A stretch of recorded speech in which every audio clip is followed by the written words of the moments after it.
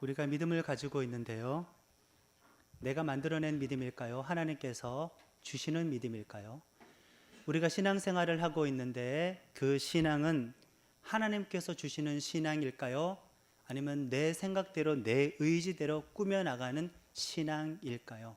신앙생활을 분명히 열심히는 하고 있지만은 내가 말씀을 정말 많이 배우려고 하고 하나님의 말씀을 배우고 알려고 하고 있지만은 그러나 도리어 내가 하나님께서 내게 말씀 주시려는 것을 방해하고 있는 사람은 아닌가?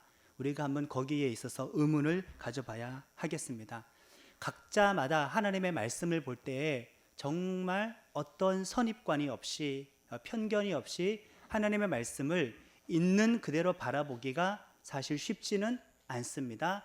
자기 자신의 성격을 따라서 기질을 따라서 본인이 살아온 삶과 그 인생을 가지고 우리가 하나님의 말씀을 바라보기 때문에 그 일생을 통하여 그의 삶을 통하여 성격을 통하여서 눈에 들어오는 말씀이 따로 있고 은혜 받는 말씀이 따로 있기 때문에 하나님의 말씀이 나에게 부어진다라기보다도 내 생각 가지고 내 인생 가지고 나의 형편과 나의 성향을 가지고 거꾸로 하나님의 말씀을 보면서 내가 하나님의 말씀을 취사 선택하기가 아주 쉬워진다라는 겁니다.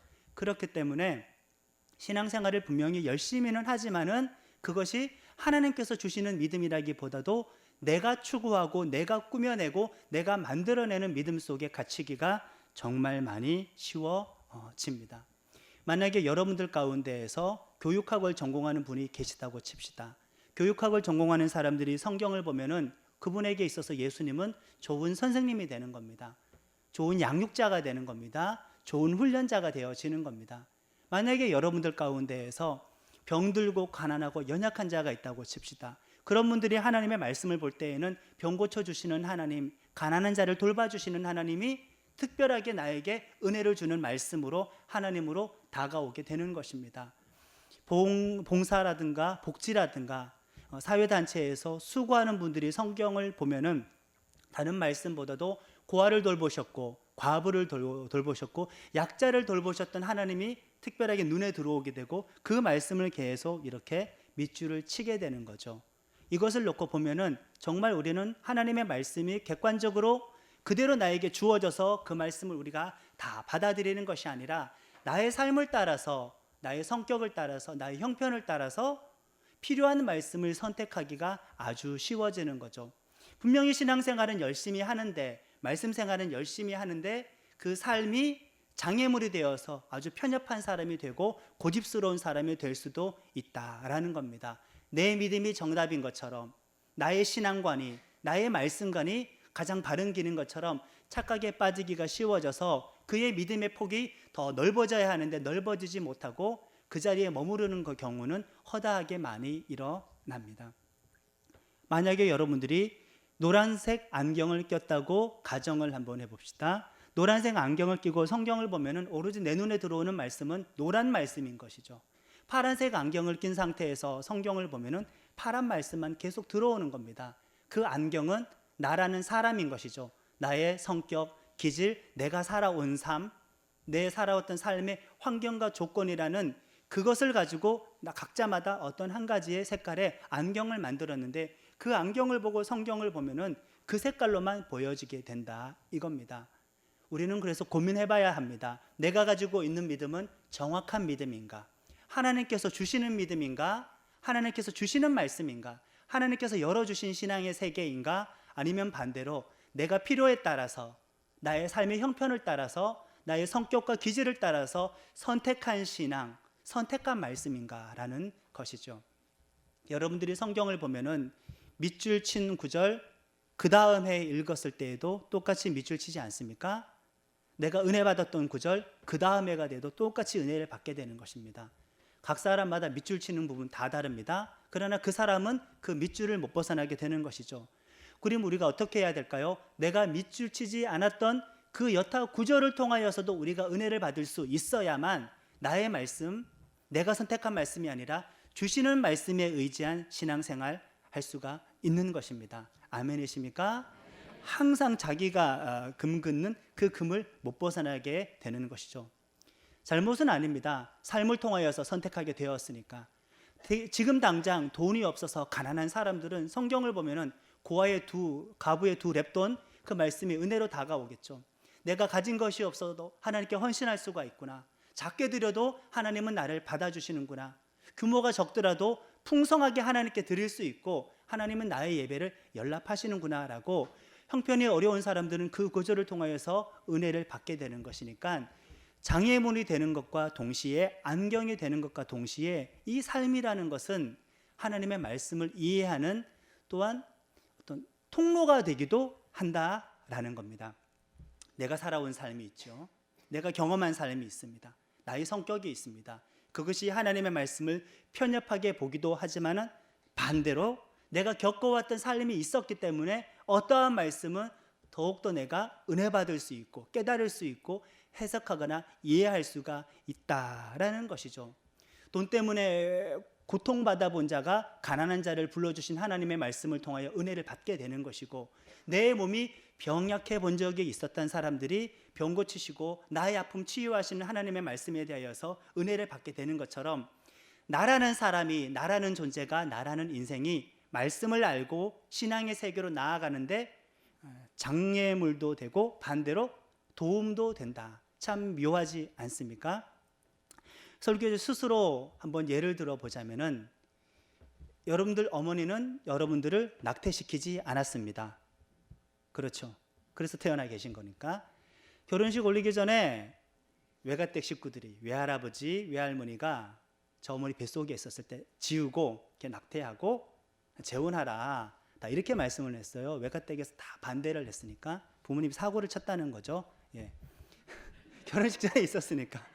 그래서 지우고 낙태를 하고 그냥 그 약혼 파기하자.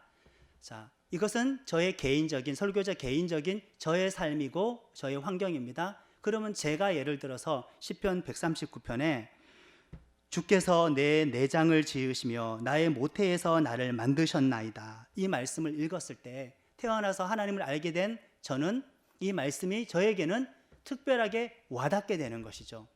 각 사람마다 이렇게 나라는 어떤 경험을 통하여, 나라는 개성을 통하여서 하나님의 말씀을 이해하고 은혜 받는데 도움이 됩니다. 그러나 그것이 장벽이 되기도 한다라는 것이죠. 여러분들은 어떠한 색깔의 신앙을 가지고 있습니까? 어떠한 색깔의 신앙을 추구하고 계십니까? 열광주의적인 신앙을 추구하고 있습니까? 조용한 신앙을 추구하고 있습니까? 하나님의 능력을 체험하는 기적적인 신앙을 추구하고 있습니까? 일상의 삶 가운데에서 하나님과 동행하는 그런 현실적이고 일상적인 신앙을 추구하고 있습니까? 초자연적이고 초월적인 신앙을 추구하고 있습니까? 우리들의 삶의 내면에 들어와 있는 신앙, 내면적이고 내재적인 신앙을 추구하고 있습니까? 각 사람마다 추구하는 신앙의 색깔이 다 다르고 믿음의 색깔이 다 다른데, 그 사람이 그것을 그렇게 추구했었을 때에는, 그쪽으로 나아갔었을 때에는 그 사람이라는 삶이 있었기 때문에 그 방향으로 나아가게 된 것이다 라는 겁니다.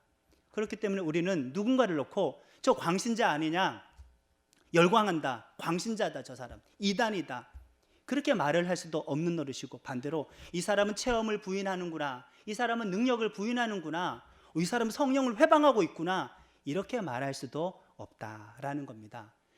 자기 자신이 가장 반듯하고 정확하게 믿는 듯 하지만은 우리는 너무나 이기적이고 좁은 시선을 가지고 있기 때문에 내가 선택한 신앙으로 나아가기가 쉬워지는 것입니다. 그것이 꼭 잘못됐다고 볼 수는 없죠. 그것도 하나님께서 인도하시는 방법 중에 하나이고, 성경 속에서는 그런 다양한 방법으로 하나님의 사람들을 만나주고 계셨습니다. 그럼 이제 이런 지각을 가지게 되었잖아요. 내가 이런 믿음을 가지게 되었구나, 나는 저런 믿음을 가지게 되었구나, 왜 그렇게 되었는지 여러분들의 삶을 돌아보면은 분별할 수 있게 되었기 때문에, 이제 우리가 신경 써야 될 부분은 나라는 장벽을 내려놓고 주시는 말씀을 더 받아보자. 나라는 장벽을 내려놓고 내가 만들어가는 신앙의 세계를 좀 더 허물어뜨리고 하나님께서 인도하시는 신앙의 세계로 나아가자라는 결단을 하게 될 때에 우리들의 믿음은 지금보다도 훨씬 더 커지게 될 줄로 믿습니다. 신앙의 세계는 크게 두 가지로 나눌 수가 있는데요. 초월적인 신앙으로 나눌 수가 있고, 또 하나는 약간 어려운 말이기도 합니다. 현실적이고 일상적인데 좀 어려운 말로 내재적인 신앙으로 나눌 수가 있습니다. 말 그대로입니다. 초월적인 신앙은 이성을 초월해버리고 육신의 감각을 초월해버리고 현실을 초월해버리고 외부에서부터 오는 하나님의 기적적인 역사하심, 특별한 체험들, 특별한 경험들, 아주 극적인 사건들을 경험하고 간증하게 되는 어떤 초월적인 신앙의 세계가 있고 그것을 추구하는 사람들도 있고요. 반대로 그것은 없더라도 매일매일의 삶 속에서, 매일매일의 일상적인 삶 속에서 하나님께서 주시는 말씀을 따라서 나의 성격을 바꾸고 인격을 바꾸고 삶을 살아가는 태도를 바꾸어서 삶 속에서 주님과 동행하면서 열매 맺고 만족해가는 일상적이고 현실적이고 내재적인 신앙, 이렇게 두 가지로 나눌 수가 있다라는 겁니다. 여러분들 가운데 어떤 분들은 초월적인 신앙으로 치우쳐져 있을 수도 있고 어떠한 분들은 내면적인 내재적인 신앙으로 치우쳐져 있을 수도 있습니다. 저 사람이 틀렸을까요? 내가 옳을까요? 내가 틀리고 저 사람은 맞고 나만 옳고 저 사람은 틀리고 그것은 아니다 이거죠. 각자가 자기 자신의 살아온 삶이라는 안경이 있었기 때문에 그 안경을 쓰고 믿음의 세계로 나아가고 하나님을 바라보았기 때문에 그렇게 극단적인 성향 가운데 갇혀버리기도 합니다.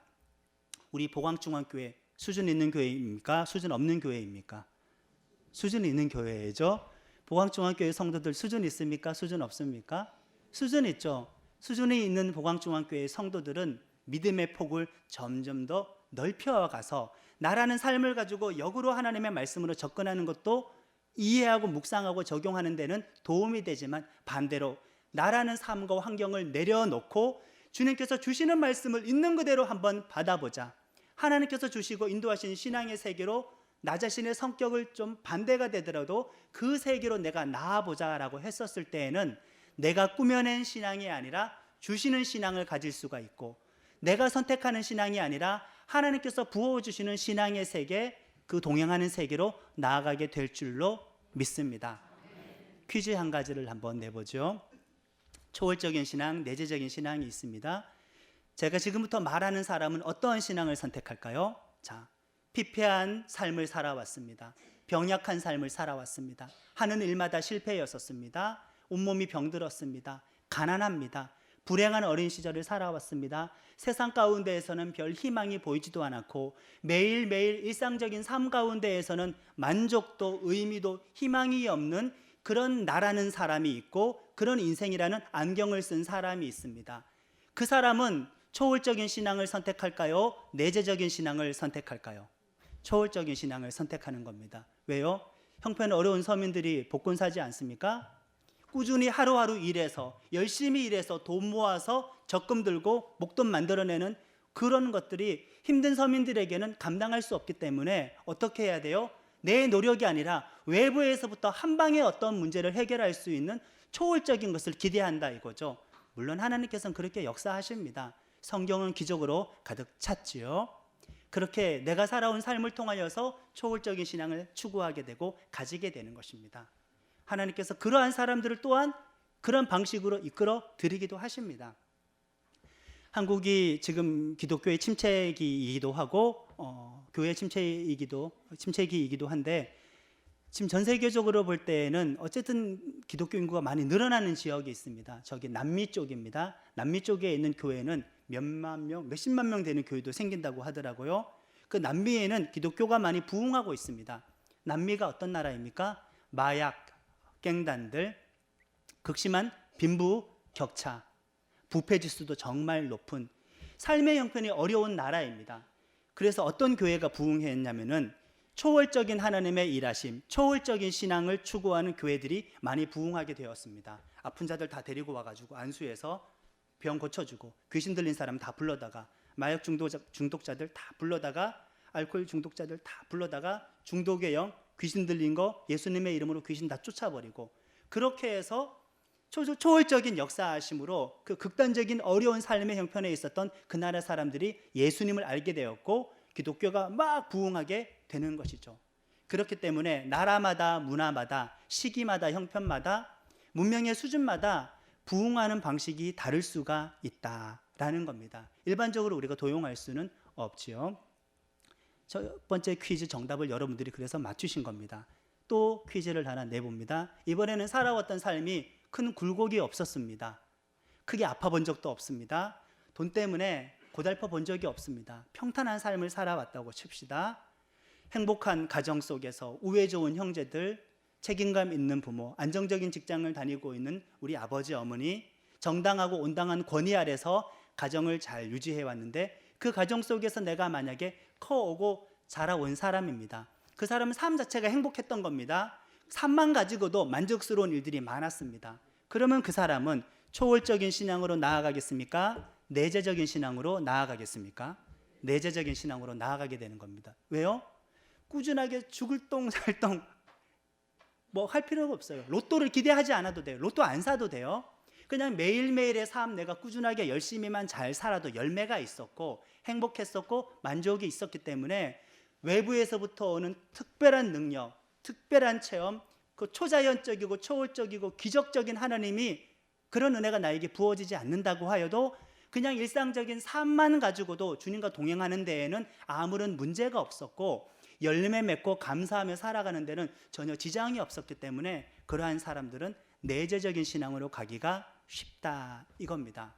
보세요. 각자는 자기가 다 하나님께서 주시는 믿음을 가진다고 착각하고 있지만은 너무나 이기적이게도 우리는 우리들의 삶을 가지고 만들어내는 신앙 속에 어떻게 보면은 신앙의 한 축 가운데, 한 부분 가운데에 갇혀 있기가 너무 쉬워진다라는 겁니다. 보광중앙교회의 모든 성도들은 초월적인 신앙과 내재적인 신앙을 균형 있게 발전시켜가는 은혜가 있기를 예수님의 이름으로 축원합니다. 사실 이 초월적인 신앙을 가지고 문제가 될 것은 없습니다. 초월적인 신앙을 날마다 경험하는 사람들이 실족하지는 않습니다. 어디에서부터 근데 문제가 발생하냐면은 내재적인 신앙생활을 하는 사람들이 정말 많이 허전해 한다 이거죠. 허탈해 한다 이겁니다. 과거에는 그 어떤 처음에는 하나님께서 우리를 초월적인 방법으로 불러주셨고 많은 체험을 주셨고 큰 은혜를 체험하면서 내가 예수를 알게 되었다고 칩시다. 그렇게 주님을 알았던 초창기에는 많은 기적도 있었고 간증도 있었고 성령의 놀라우신 초자연적인 어떤 역사하심이 있어서 그것을 통하여서 내가 간증을 얻게 되었고 믿음을 가지게 되었는데 어느 날 그 초월적인 일하심과 역사하심이 정전이 된 것처럼 끊어진다고 했었을 때 그때 만약에 그 사람이 실족해 버렸으면 그 사람은 내재적인 신앙은 갖고 있지 않았다라는 겁니다. 매일매일 반복되는 일상의 삶 가운데에서는 하나님을 확신할 수 없었고 현실적인 삶 가운데에서는 하나님을 믿지도 못하고 특별한 어떤 것들이 있어야만 확신하려고 하는 사람들은 실족하기가 쉬워진다 이거죠. 그때를 추억하는 겁니다. 그때는 하나님이 계셨고 지금 하나님이 안 계시다는 말입니까? 초월적인 하나님의 역사하심만 하나님의 일이고 그것만 성령의 역사냐? 그것은 아니죠. 일상적인 삶 가운데에서도 현실적인 삶 가운데에서도 나의 이성을 쓰고 나의 감정을 쓰고 나의 마음을 가지고 매일매일 살아가는 그 삶 가운데에서도 하나님은 여전히 살아계시고 여전히 일하시고 우리와 동행하신다라는 겁니다.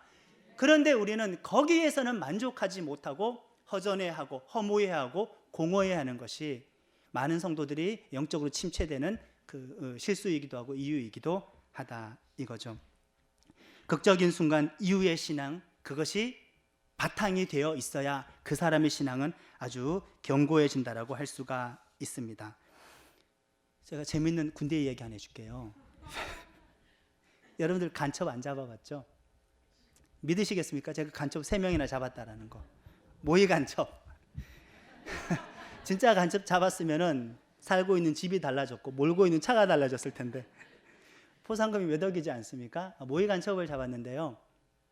한 대대가 500명이고 행정병들 빼면은 400명 정도가 차출할 수 있는 인원인데 상급 부대에서 특공대 3명을 어느 산속에 집어넣고 우리 대대 보고 잡으라는 겁니다. 훈련이에요. 4명 내지 5명이 조를 짜면은 100여 개 가까운 조가 나오는데 곳곳에 매복을 하든 수색을 하든 긴목을 지키고 있든 그 3명을 잡아야 되는 겁니다. 잡으면 우리 부대가 이기고 못 잡으면 걔들이 이기는 거예요. 후임병이 아팠던 관계로 그 후임병 대신에 제가 이 큼지막한 사각형의 무전기를 메고 중대장을 따라 나섰습니다. 중대장은 이제 매복을 잘 하고 있는지 순찰을 다니고 있는 거죠. 여기저기 순찰을 다니고 있고 혼자 뭐 합니까? 참호를 파야죠. 안 보이게 계속 삽으로 산 능선 자락에서 땅을 파고 가지를 쳐다가 이렇게 위장을 다 했습니다. 그 움막 속에서 기다리는 거죠. 중대장이 올 때까지. 그런데 고 특공대 모의 간첩 그 3명이 제 앞에 있었던 매복 진지를 피하고 누구의 눈앞에 나타났냐면은 제 눈앞에 나타났어요.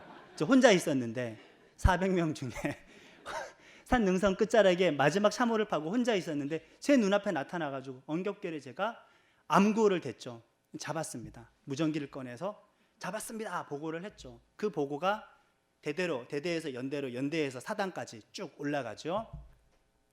그 다음날 그대로 본부로 가가지고 보상받고 악수하고 그 밤 갑자기 머리 깎는다고요. 이발한다고. 그 전날 밤 그 일들을 경험하면서 제가 했던 말들이 이제 20년가량 지났는데 아직도 제가 생생하게 기억이 납니다.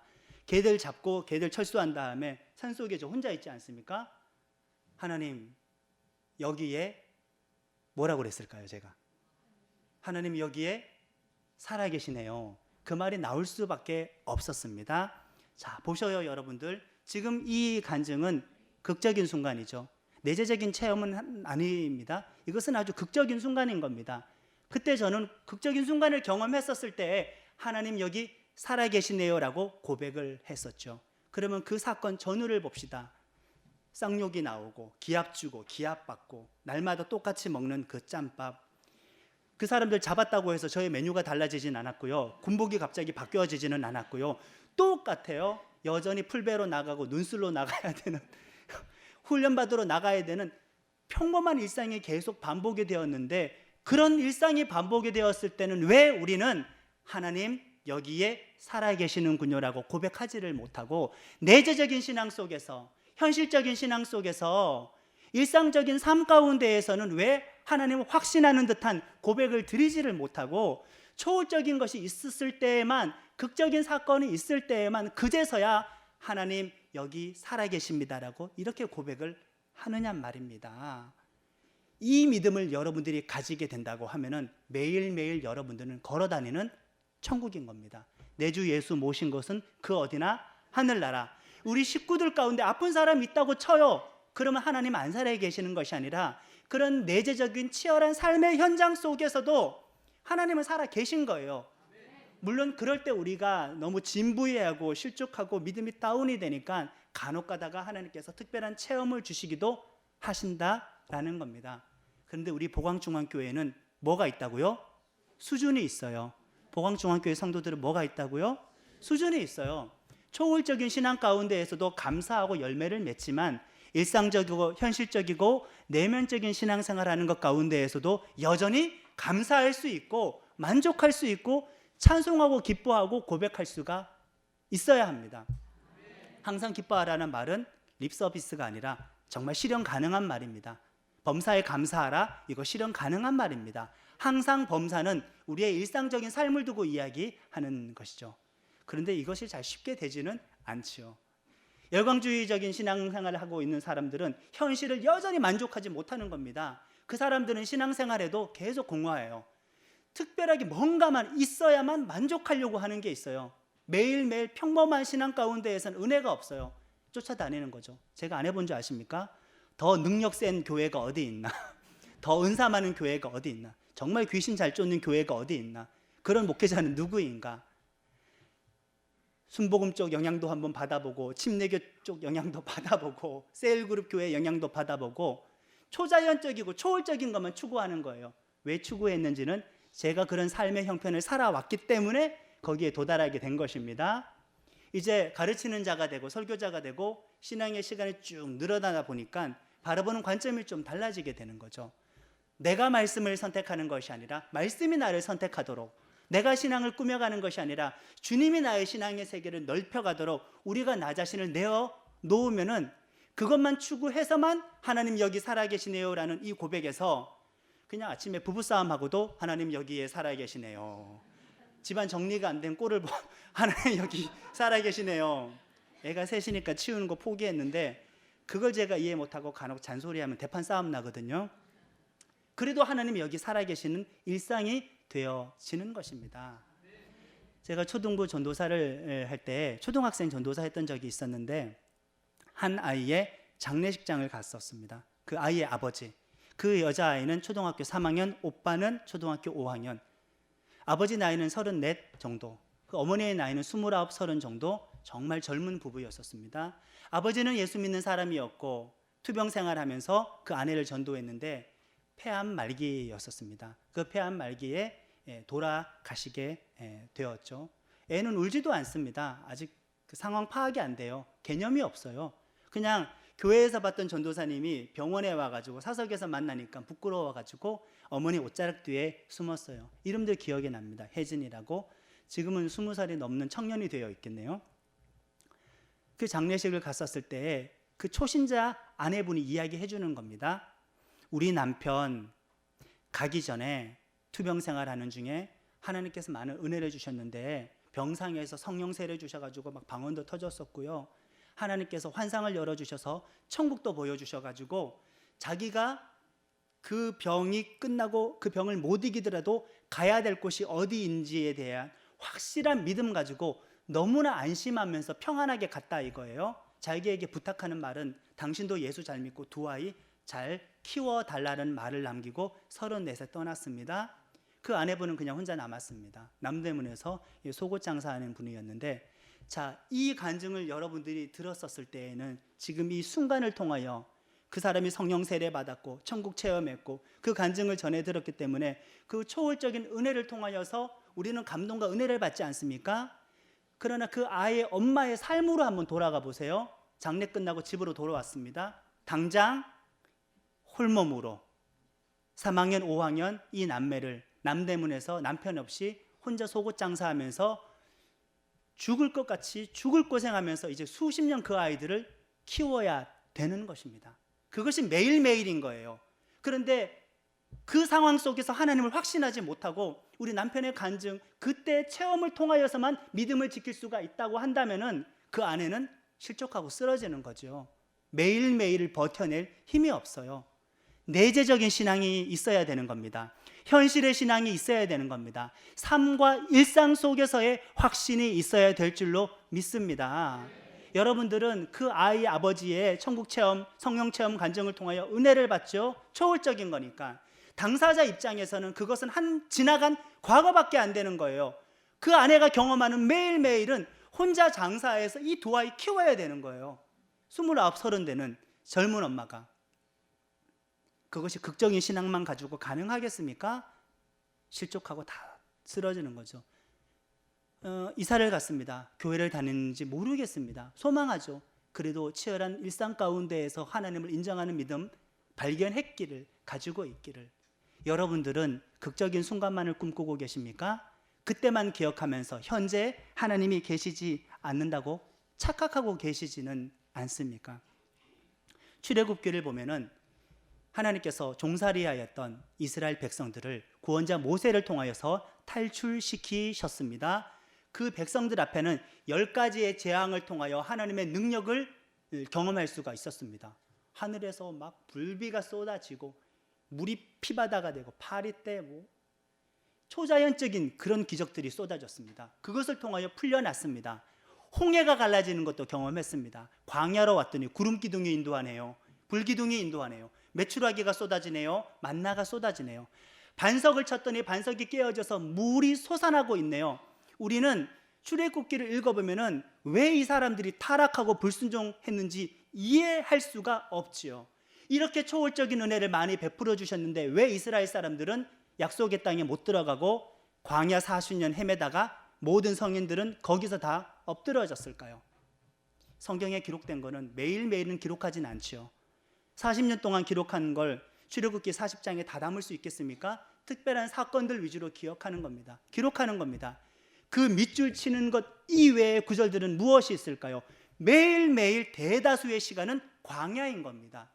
초월적인 하나님이, 초월적인 역사하심이 그들의 광야 40년 동안의 1%였다면 99%는 매일매일 광야인 것입니다. 춥습니다.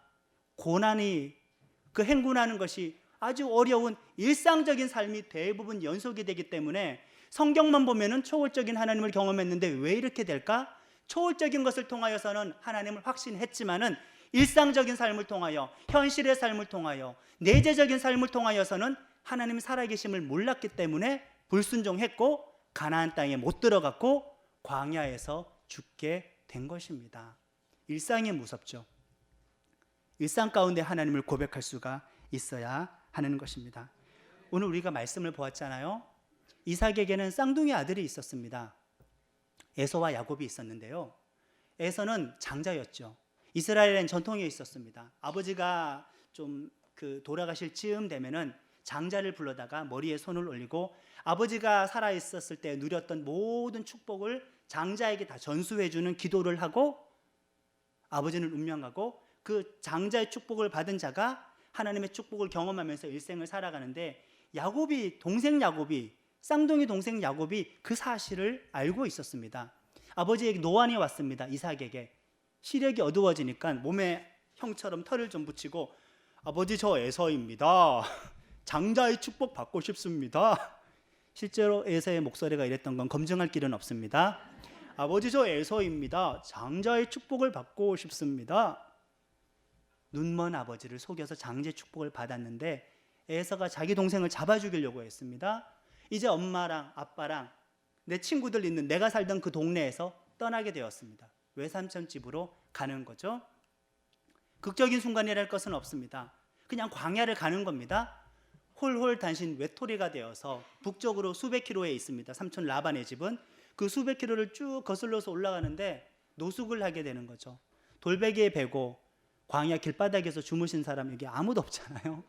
그런 일상인 거예요. 거기서 자는데 야곱은 경험했습니다. 꿈속에 환상을 보았는데 자기가 있는 그곳과 하늘에 사다리가 있고 그 사다리를 통하여서 천사들이 오르락내리락 하고 있고 하나님의 음성이 들리고 약속의 말씀이 들리고 동행하겠다라는 말씀이 들리고 꿈에서 화들짝 깨어나게 되었다라는 겁니다. 말씀 우리 15절 16절을 한번 읽어보겠습니다. 오늘 본문의 말씀 15절 16절 창세기 시작. 내가 너와 함께 있어 내가 어디로 가든지 너를 지키며 너를 이끌어 이 땅으로 돌아오게 할지라. 내가 내게 허락한 것을 다 이루기까지 너를 떠나지 아니하리라 하신지라. 야곱이 잠이 깨어 이르되 여호와께서 과연 여기 계시거늘 내가 알지 못하였도다. 아멘. 내재적인 삶이어도 일상적인 신앙이어도 내가 알지 못했을 뿐이지 하나님 여기에 살아 계셨네요 라는 고백이 터지는 겁니다. 제가 산속에서 할 수 있었던 그 고백처럼. 그러면 야곱이 그 꿈을 꾸었기 때문에 천사가 오르락내리락하고 여기가 하늘문이다, 여기가 하나님의 집이다 였을까요? 원래 하나님께서는 계속 오르락내리락 하시고 우리와 교제하시고 우리와 소통하시고 그 사람이 걸어다니는 곳이라면 하늘문이 되는 것이고 하나님의 집이 되는 것인데 초월적인 어떤 체험을 통하여서 보아서 확인을 해가지고 은혜를 받았지 확인하지 않아도 그곳이 구름사다리가 있었다라는 것은 사실이었다. 여기 하나님의 계시네요 라는 것입니다. 우리는 극적인 순간 이후에 믿음이 많이 무너지게 되는데 극적인 순간을 넘어선 평범한 일상의 삶 가운데에서도 하나님을 확신할 수 있는 진정한 믿음의 세계와 믿음의 문이 열리는 수준 높은 보광중앙교회 되기를 축원합니다.